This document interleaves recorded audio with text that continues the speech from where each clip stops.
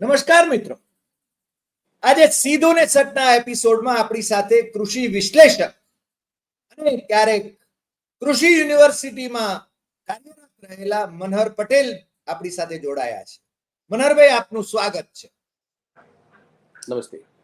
આજે મનહરભાઈ, આશ્ચર્ય એ વાતનું થાય છે કે એક બાજુ માન્ય વડાપ્રધાન નરેન્દ્ર મોદી એ શી જિનપિંગ અને પુતિનની સાથે લટુડા પટુડા કરે છે, અને બીજી બાજુ ટ્રમ્પભાઈની સાથે હજુ પણ એમને ખુશ કરવાના પ્રયાસો કરે છે. કાં તો એ આ બાજુ રે, કાં પેલી બાજુ રે, કાં છે ને તટસ્થ રે, પરંતુ ક્યારેક છે ને ઇઝરાયલ તરફી થઈ જાય છે, અમેરિકા તરફી થઈ જાય છે, અને ક્યારેક એ ચાઇના તરફી થઈ જાય છે, રશિયા તરફી થઈ જાય છે. ક્યારેક પાપાને યુદ્ધ રોકવા દિયા, પાપાની પરીઓ છે ને આવી ઘોષણાઓ કરાવે, એમની પાસે કરાવે છે. યુક્રેન અને રશિયા એના યુદ્ધને અટકાવવા માટે ભાઈ અહીંયા ભારતના લોકોના, તમારા મારા ટેક્સના પૈસાથી એ છે ને મોસ્કો અને યુક્રેનના ફેરા મારે છે. અને છતાં કઈ ઠંઠન ગોપાલ આ ખેલ મને સમજાતો નથી. એટલા માટે અમે અમારા દર્શકો જે દેશમાં વિદેશમાં વસે છે એમને આજે એવું નક્કી કર્યું છે કે મનહરભાઈ આપણને આ રહસ્ય શું છે કે ટ્રમ્પભાઈની સાથે માય ડિયર ફ્રેન્ડના લટુડા પટુડા કરતા હતા, અને હાઉડી મોદી કરીને અગલી બાર ટ્રમ્પ સરકાર અને અહીંયા નમસ્તે ટ્રમ્પ કરીને કોરોના લઈને આવવા માટે ટ્રમ્પભાઈને જાણે કે આવકારતા હતા. અને ટ્રમ્પભાઈ હજારો કરોડ રૂપિયાનો ધંધો લઈને એ વખતે પણ પાછા અમેરિકા ગયા હતા. આ ખેલ શું ચાલી રહ્યો છે? છેલ્લા સમાચાર એવા મળે છે કે કપાસની આયાત પર જકાત હવે લેવાશે નહીં. એટલે આ ભાઈએ માંડ્યું છે શું? દેશ વેચવા કાઢ્યો છે કે શું? મને તો સમજાતું નથી. મનહરભાઈ, તમે જરા આનું વિશ્લેષણ કરો, કારણ કે આપણા દર્શકોમાં અંધભક્તો પણ છે અને બુદ્ધિનો ઉપયોગ કરનારા વધારે છે, દર્શક મિત્રો વધારે છે. એટલે તમારી પાસેથી હું એવી અપેક્ષા કરું છું કે તમે તર્કબદ્ધ રીતે આજના નિર્ણય જે કપાસના સંદર્ભમાં છે એની આજે જરા વિગતવાર વાત કરો. કપાસને કારણે શું થશે? ડેરી ઉદ્યોગનું શું થશે?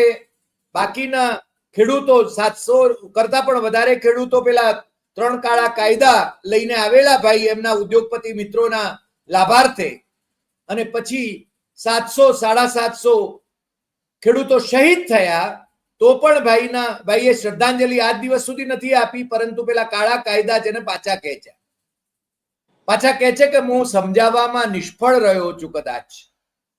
આ શું ચાલી રહ્યું છે મનહરભાઈ? ડોક્ટર સાહેબ, સૌ પ્રથમ આપે મને આ એક સરસ મજાના મુદ્દાની ચર્ચા કરવા માટે ઇન્વાઇટ કર્યો, અને આપના જે પ્રબુદ્ધ શ્રોતાઓ જે છે તે કમસે કમ અન્નદાતાઓની પીડા, અન્નદાતાઓની સમસ્યા અને અન્નદાતાના પ્રશ્નો જે વર્તમાન સ્થિતિમાં ભારતીય જનતા પાર્ટીએ જે ઊભા કર્યા છે, જે ખરેખર પહેલા નહોતા, એવા મુદ્દાની ચર્ચા કરવાનો જ્યારે સૌભાગ્ય મને તમે આપ્યું છે, એ બદલ આપનો ખરેખર હું ઋણી છું, આભાર વ્યક્ત કરું છું. સૌથી પહેલા મારી વાતની શરૂઆત કરું એ પહેલા તમને એક 8મી ઓગસ્ટ 2025 નું એક છાપું તમને આ ગુજરાત સમાચાર છે. આમાં તમારી સ્ક્રીન ઉપર ઊંધું દેખાશે, પણ ના, સીધું દેખાય છે, સીધું દેખાય છે. ધરતીપુત્રોનું ભવિષ્ય મારે માટે શિરમોર છે. અને પાછું આપણે એમ પણ કહ્યું હતું કે મારે સહન કરવાનું આવશે. આગળ તમે જુઓ, તમામ મુદ્દા ઉપર કેવી કેવી સુફિયાની વાતો કરે છે. હવે આ મુદ્દાને લઈ હજી 15 દિવસ નથી થયા. એ પહેલા ગુજરાતના અને ભારતના લગભગ 7 રાજ્યો કપાસ પકવે છે, અને 7 રાજ્યોને કપાસ પકવતા તમામ ખેડૂતોની આ એક માઠી દશા બેઠી, એવું કહવું હોય તો કોઈ ખોટું કે અતિશયોક્તિ નથી. 11% આયાત ઉપર જે ડ્યુટી હતી, જે જકાત હતી, એ રિમૂવ કરી. એનો મતલબ એમ થાય કે કપાસની ખેતી 3 બાબતોના ડિપાર્ટમેન્ટ વેચે છે: જીનિંગ અને પ્રેસિંગ, વિવિંગ અને જીનિંગ અને પ્રેસિંગ, વિવિંગ અને સ્પિનિંગ, અને કલર અને ડાઈસ. એમાં સ્પિનિંગ અને જીનિંગ જે છે એ પણ ધંધો ભાંગે છે. ગુજરાતના ખેડૂતોની કમર પણ, કે રાજ્યના અન્નદાતાઓની, કપાસ પકવતા ખેડૂતોની કમર પણ તૂટે છે. અને બીજી વસ્તુ, 2014ની અંદર કપાસનો જે ભાવ હતો, એ સમયે આપણા દેશના પ્રધાનમંત્રી અને ગુજરાતના મુખ્યમંત્રી તત્કાલીન ત્યારે બોલતા હતા કે કોંગ્રેસની સરકાર, મનમોહનસિંહની સરકાર એ મીટ ઉપર સબસિડી આપે છે, કોટન ઉપર સબસિડી કેમ નથી આપતી? આ પબ્લિક વચ્ચે આ સવાલ કરતા ત્યારે 1400 થી 1500 રૂપિયા 20 કિલોનો કપાસનો ભાવ હતો અને ખેડૂત ખુશ હતા.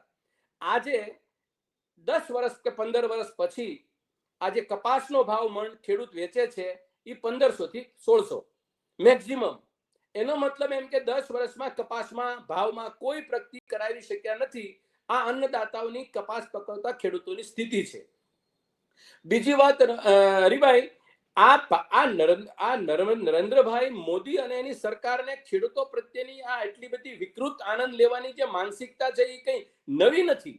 હું તમને એના પહેલાનો એક દ્રષ્ટાંત બે આપી દઉં કે 2016-17ની અંદર જે પશુપાલકો જે છે, જે ડેરી ઇન્ડસ્ટ્રી સાથે સંકળાયેલા પશુપાલકો છે, ત્યારે અમૂલ ડેરીનો ભાવ 1 કિલોગ્રામનો 562 રૂપિયાનો ડબ્બો મળતો હતો.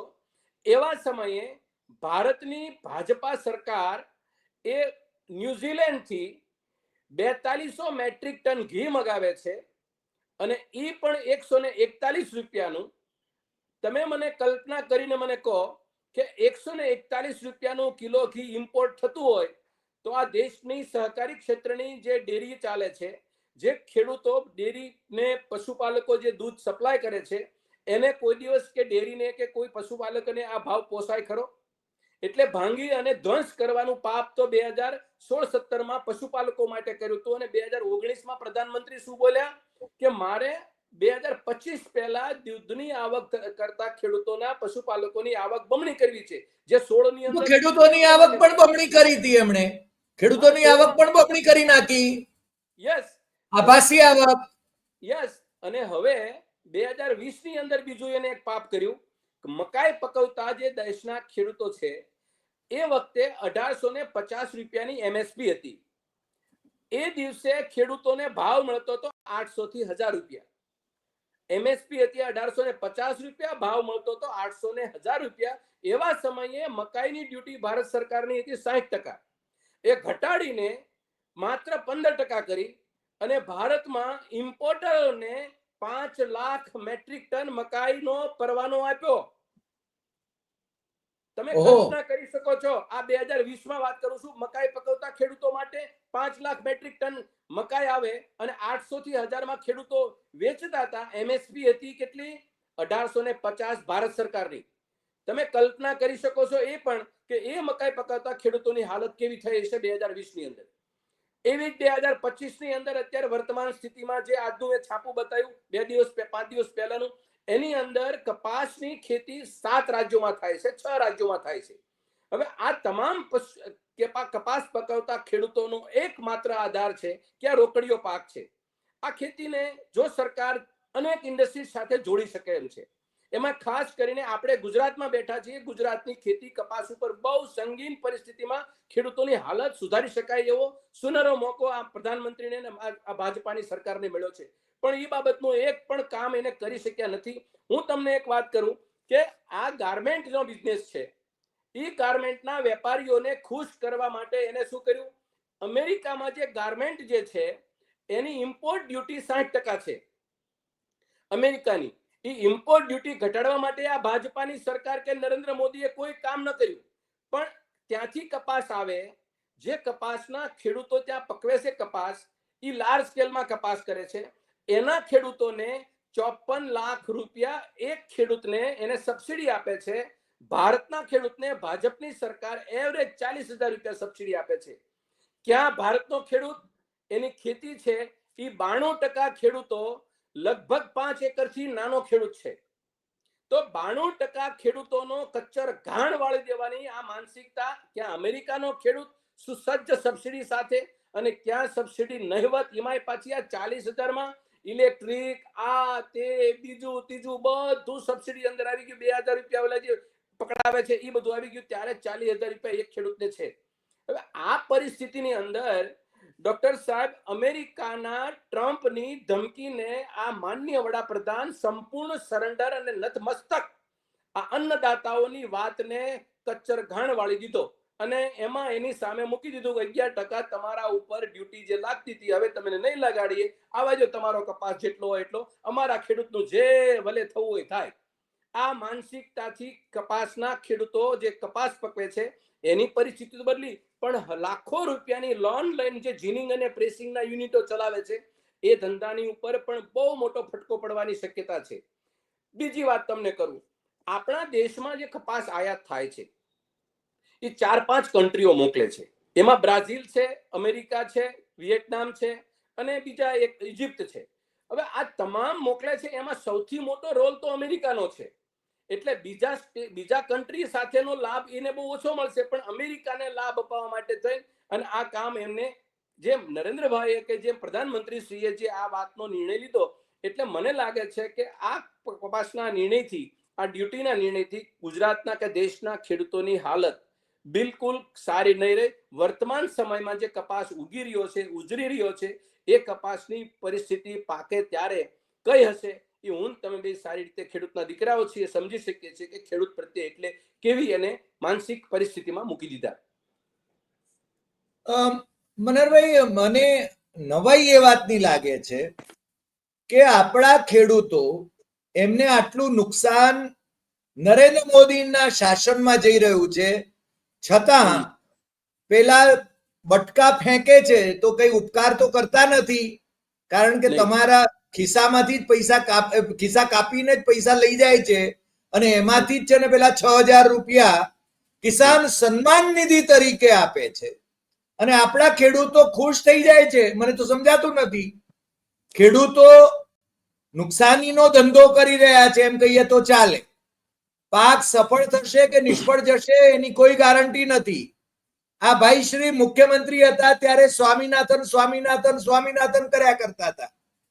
એમએસપી નું તમને ખબર છે.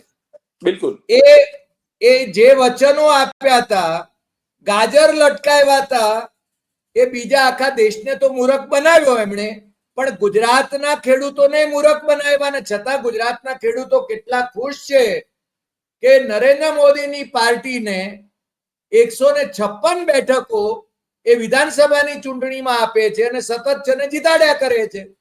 એટલે ખેડૂતોની કોઈ ફરિયાદ કોઈ કરનારું છે ખરું કે ખેડૂતોને કોઈ ફરિયાદ જ નથી? ડોક્ટર સાહેબ, બીજી એક વાત તમે બહુ જે વાત મૂકી એ તો વ્યાજબી છે અને ફરિયાદ કરનાર પરિસ્થિતિની જે વર્તમાન પરિસ્થિતિના 156 એટલે 56 ને 156 ને બધી બંદૂક રાખે તો તે 56 ની આ બધી 56 ઉપરની સરકારો ચાલે છે અને દેશ પરેશાન થાય છે. આ નિર્વિવાદ વાત છે. પરંતુ હજી એક મોટી આફતની તમને એક સંકેત આપું કે જે આ સરકાર પોતે જે માનસિકતાથી જે ખેતી અને ખેડૂત અને ગામડાને જોઈ રહી છે, તમે વિચાર કરો કે આજે અત્યારે આપણે જે બંને ચર્ચા કરીએ છીએ એ પહેલા પાઇપલાઇનમાં ગોઠવાઈ ગયું છે કે ભારત સરકાર ઉપર હજી ટ્રમ્પ એક બીજો દાવ ખેલી રહ્યા છે અને એ દાવ છે કે તમારા ખેડૂતોની જે ટોટલ ખેત પેદાશ છે એ ખેત પેદાશની તમે 10% કરતા વધુ તમે ટેકાના ભાવે કોઈ પણ ખરીદી ના કરે. એટલે એનો મતલબ એમ થાય કે દાખલા તરીકે મગફળી આપણા રાજ્યની અંદર 50 લાખ મેટ્રિક ટન પાકે તો 50 લાખ મેટ્રિક ટનની અંદર એ તમારે 10 થી 12 લાખ મેટ્રિક ટન જ ખરીદવાની, તમે વધુ નહીં ખરીદી શકો. એટલે તમે જુઓ 12 લાખ ને 13 લાખની વાતો કરશે, એમ નહીં કે કેટલી ટોટલ પાકે છે અને 50% ખરીદી લેશું એ નહીં બોલે આ ભાજપના આગેવાનો. શું કામ? કારણ કે WTO ના રૂલ્સ એન્ડ રેગ્યુલેશન એમાં ફિટ કરવા માટે, તમારા ખેડૂતોને બરબાદ કરવા માટે અમારા બોલીએ એ શબ્દોનું તમે પાલન કરો, કારણ કે તમારું આમાં હિત છે. કારણ કે ખેડૂત ખેતી બરબાદ કરશે તો તમારી જમીન ખેતી ખેડૂત ખાલી કરશે અને તમારા ઉદ્યોગપતિને તમે જમીનો આપી શકશો. આ ટ્રમ્પ સાહેબ, મોદી સાહેબનું એટલું સરસ મજાનું ભવિષ્ય વિચારે છે, એને લોકોને ભવિષ્ય છે એનું. નહીં, એનો અર્થ એનો અર્થ એ થયો કે અદાણી અંબાણીને જે કોર્પોરેટ ફાર્મિંગમાં છે એમને પણ આનાથી લાભ પહોંચાડવાની પણ યોજના હોઈ શકે. બિલકુલ સાહેબ, એ તો બહુ સામાન્ય સ્વીકારવા જેવી વાત છે સાહેબ. તમારી ખેતી કે મારી ખેતી, ખેતીને જે પ્રાણ પ્રશ્નો કયા, તો કે ખુદના ખેતીના પ્રશ્નો જ નથી. સરકારી બાધાઓ બંધ થાય એટલે ખેતી સુસંગત. સરકારી બાધાઓ, દાખલા તરીકે તમે નિયમ બનાવ્યો છે કે તમે એને પોષણક્ષમ ભાવ આપવાનો, તો આપો. તમે નિયમ બનાવ્યો છે વીમો, તો કે આપો. તમે બનાવ્યો છે સબસિડી, તો કે આપો. તમે એને ક્વોલિટી ગુણવત્તા વાળા બિયારણ આપો, તો કે આપો. એ કઈ આપી શકતા નથી. નથી વીજળી આપવી, નથી પાણી આપવું, નથી વીમો આપવો, નથી ભાવ આપવો, એ કાંઈ આપવું નથી. આ તમામ ઇન્ડસ્ટ્રીને મળે છે. તો નથી આપવો એનો મતલબ એમ કે તમારી ખેતી ઉપર એની કંઈક નજર બીજી છે. ખેડૂત મુઠ્ઠી વાળી અને ખેતર છોડી દે, એ અમારે જોઈએ છે, એટલા માટે તમને અમે બરબાદ કરી રહ્યા છીએ. આ સીધો સંદેશો છે. બીજી એક વાત તમને કહું કે દેશની અંદર ખેડૂતોને તમે સામાન્ય રીતે, હું તમને કહું, વિશ્વનો કોઈ દેશ નથી સૌથી ખેતી પ્રધાન દેશ તરીકે ઓળખાણ આપી, અને સરકાર ઓળખાણ આપે છે કે અમારો દેશ ખેતી પ્રધાન છે. ખેતી પ્રધાન દેશની ઓળખાણ નથી આપતા એવા દેશની અંદર પણ આપણા દેશ કરતા ખેડૂતોને સબસિડી વધુ મળે છે.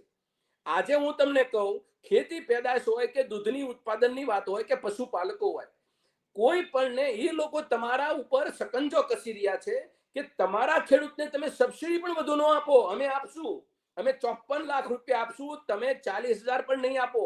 આ સંદેશો એ આપી રહ્યા છે અને એ પ્રમાણે આપણી સરકાર ચાલી રહ્યા છે.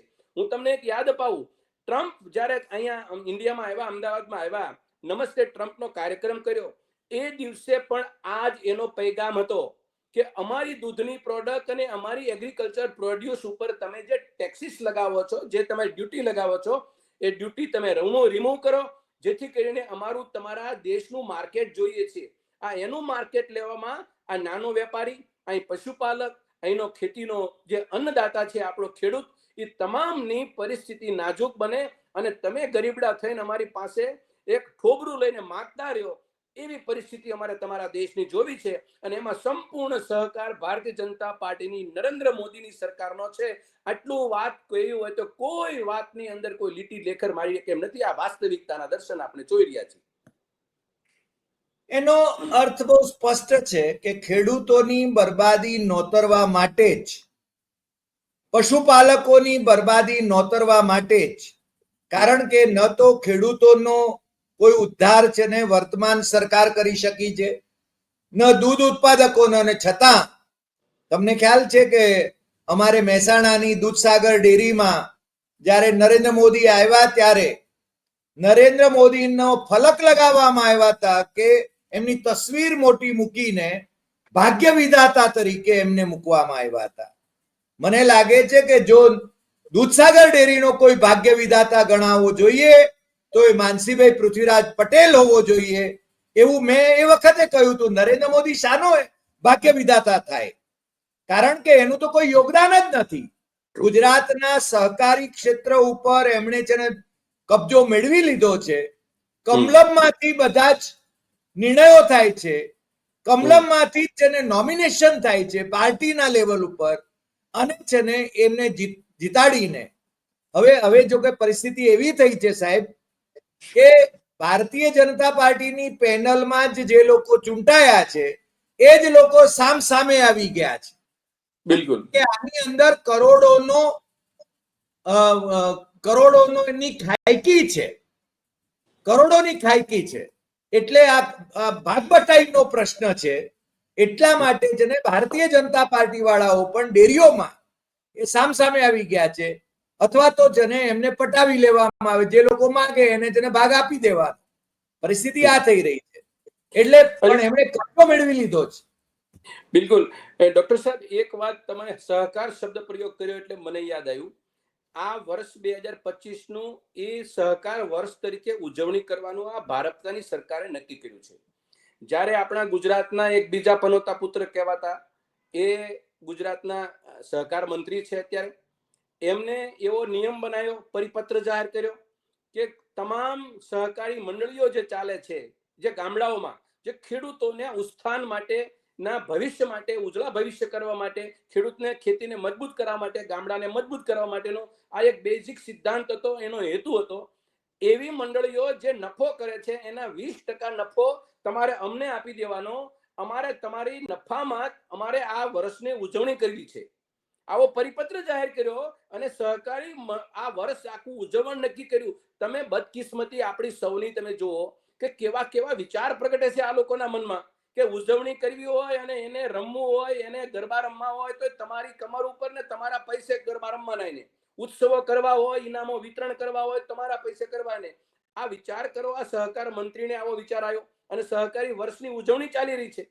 એક બાજુ એમ બોલે છે ખેડૂત મારો આત્મા અને ખેડૂત મારો અન્નદાતા, અને આ એ પેપરમાં હું લખ્યું ધરતીપુત્રોના ભવિષ્ય માટે શિરમોર છે.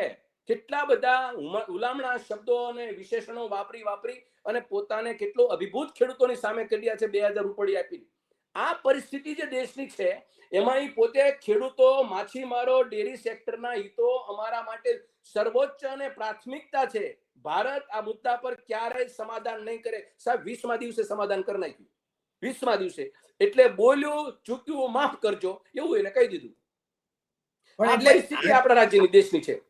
આજ પરિસ્થિતિ થઈ એટલે મને તો આજે નવાઈ એ વાતની લાગી કે આપણે છે ને અમેરિકાનો કપાસ એનું શાના માટે કર, જે જોકે ભાઈશ્રી આમ તો જે બોલે છે એના કરતા બધું જ વિરોધાભાસી કરે છે, કારણ કે સ્વદેશીની વાત કરે છે.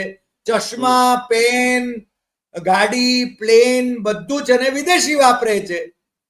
એટલે એમને તો છે ને લોકોને જ ઉપદેશ કરવાનો છે અને લોકોને પ્રશ્નો પૂછતા બંધ કરી દીધા છે.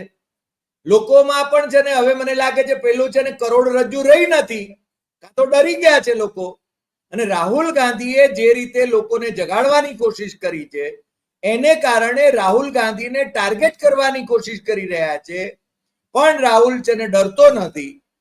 અને બિહારની અંદર જે રીતે વોટર અધિકાર યાત્રા કાઢી છે સાહેબ, એને જે વિશાળ જન પ્રતિસાદ મળી રહ્યો છે એને કારણે જ પેલા કાયદાઓ, નવા કાયદાઓ એ લાવી રહ્યા છે કે જેથી જને ED, CBI, income tax, NIA આ બધાથી ધરપકડ કરાવવાની અને જામીન ન મળે અને હોદ્દાઓ ઉપરથી એમને દૂર કરવાના. મને લાગે છે કે આજે મનહરભાઈ આપે જકાતની વાત પ્લીઝ. હા, એક વાત મૂકું. મારો તમારા આ જે સોશિયલ મીડિયા અને તમારી જે ડિજિટલ પ્લેટફોર્મ છે, ખૂબ બધા દુનિયાભરના લોકો આપને સાંભળે છે, આપણે વાતો મૂકીએ છીએ, તથ્ય અને સત્ય આધારિત મૂકો છો અને લોકોને મારા જેવાને તો બહુ ગર્વ થાય છે કે સાચી વાત કરનારો આ કોક છે. અને રાજકીય પરિપ્રેક્ષમાં પણ જોઉં છું અને આવા અલગ અલગ મુદ્દાઓને લઈને પણ જોઉં છું. પણ આ દેશના ગાર્મેન્ટના ઇન્ડસ્ટ્રીયાલિસ્ટો એ જે એક્સપોર્ટ અમેરિકા કરે છે, ભારતના ઉપર એને 60% અમેરિકન ડ્યુટી લગાડે છે.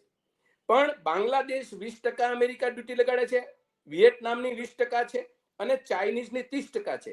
સાહેબ, આપણા દેશના પ્રધાનમંત્રી ટ્રમ્પ નમસ્તે કરે કે અબકી બાર ટ્રમ્પ સરકાર કરે, આટલી બધી ખુશામત ખોરી કર્યા પછી આ મિત્ર ભાવ તરીકે આ દેશના ગાર્મેન્ટના વેપારીઓ એ પોતે નરેન્દ્ર મોદી સરકાર પાસેથી 11% ડ્યુટી હટાવવાનો આનંદ કરશે, કારણ કે એને પોતાના ધંધામાં. પણ એ નરેન્દ્ર મોદીની સરકાર પાસે કે પ્રધાનમંત્રી પાસે એક ડેલિગેશન લઈ અને એમ નહીં કે તમે ટ્રમ્પ સરકારને એવી ફોર્સ કરો કે 60% ડ્યુટી છે એના બદલામાં ત્યાં 0% ડ્યુટી કરી લે, કારણ કે આ 60% ડ્યુટી એક 0% ડ્યુટી હતી ત્યારથી પછી 60% કરી છે.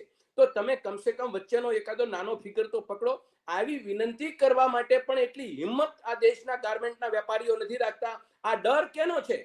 આ વેપારીઓને ડર એ માત્ર ને માત્ર ખેડૂતની કમર ઉપર જ વજન આપવાનું સરકારે કે વેપારીઓ કે ઇન્ડસ્ટ્રીયાલિસ્ટો તમામ સરકાર ખેડૂત ઉપર જ. કોઈ ખેડૂતનું નહીં આજે દેશની અંદર, કોઈ તમારા જેવા બોલનારા પ્રબુદ્ધ લોકો સિવાય કોઈ ખેડૂતનું નહીં. આ ચિંતા અને આ વિપક્ષની ચિંતા છે કે ખેતી સાથે અને ઇન્ડસ્ટ્રી સાથે સરખો વ્યવહાર કરો. આ દેશનું ભવિષ્ય ખેતી છે. કોઈ પણ ઇન્ડસ્ટ્રીનું રો મટીરિયલ જમીન પેદા કરે છે અને જમીનમાંથી પેદા કરનારો એ દેશનો અન્નદાતા છે. અન્નદાતાની ખેતી પતી જશે તો ઇન્ડસ્ટ્રીનું રો મટીરિયલ નહીં મળે. ઇન્ડસ્ટ્રીનું રો મટીરિયલ નહીં મળે તો તમારી ફેક્ટરી પણ પતી જશે કે બંધ થઈ જશે. આ ઇન્ડસ્ટ્રીના તમારે ખેતીને ખોરાક ન બનાવો, તમારે એને પૂરક બનાવો. આ પૂરક ઇન્ડસ્ટ્રીને બનાવવી પડે ખેતીને. એ માનસિકતા ધરાવવા માટે આપણે સૌએ એના માટે ફોર્સ ને દબાણ કરીએ છીએ. પણ મોદી સરકાર છે સાહેબ, આ મોદી સરકાર છે કોઈને સરેન્ડર નથી થતી. માત્ર ને માત્ર દુનિયાના એકમાત્ર વ્યક્તિને સરેન્ડર થાય છે, એનું નામ છે અમેરિકાના પ્રેસિડેન્ટ ટ્રમ્પ.